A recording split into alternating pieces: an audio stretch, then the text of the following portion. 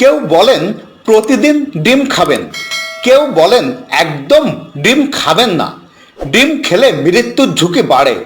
আবার কেউ বলেন ডিমের কুসুম বাদ দিয়ে শুধু সাদা অংশ খাবেন।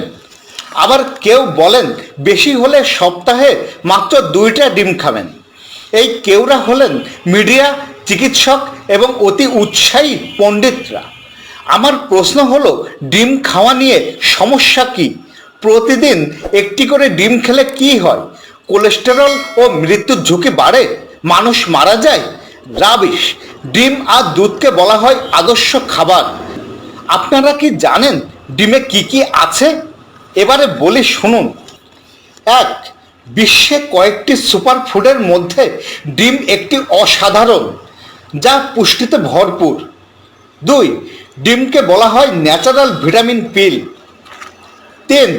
ডিমের মধ্যে আছে ভিটামিন এ, যা দৃষ্টিশক্তিকে উন্নত করতে সাহায্য করে। 4. ডিমের ক্যারোটিনয়েড, লুটেন এবং জিএক্সনোথিন চোখের ছানি কমাতে সাহায্য করে। 5. ডিমের ভিটামিন বি12, আমরা যা খাচ্ছি তা খাদ্যকে শক্তিতে রূপান্তরিত করতে সাহায্য করে। 6.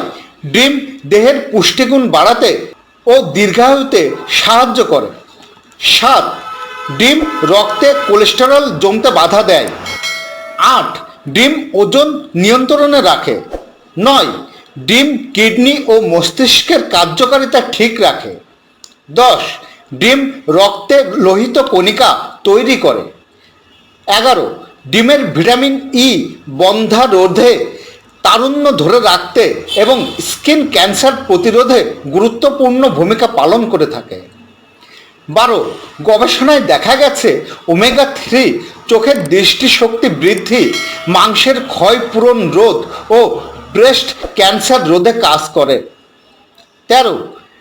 ডিমে 200 ধরনের অ্যান্টিবডি রয়েছে, যা মানব দেহে সালমোনেলা আক্রমণ রোধ করে। 14. ডিমের মধ্যে থাকা অ্যালবুমিন মিউকাস মেমব্রেনকে রক্ষণাবেক্ষণ করে, ফলে পাকস্থলীর প্রদাহ, আলসার, ডায়রিয়া প্রতিরোধে বিশেষ ভূমিকা রাখে। 15. এইচডিএল অসম্পৃক্ত ফ্যাটি অ্যাসিড ওমেগা 3, যা রক্তের কোলেস্টেরলের পরিমাণ হ্রাস করে এবং রক্তনালীতে এলডিএল বা লো ডেনসিটি লাইপোপ্রোটিন জমতে বাধা দেয়, ফলে হৃদরোগ এবং স্ট্রোকের ঝুঁকি বহুলাংশে কমে যায়। 16.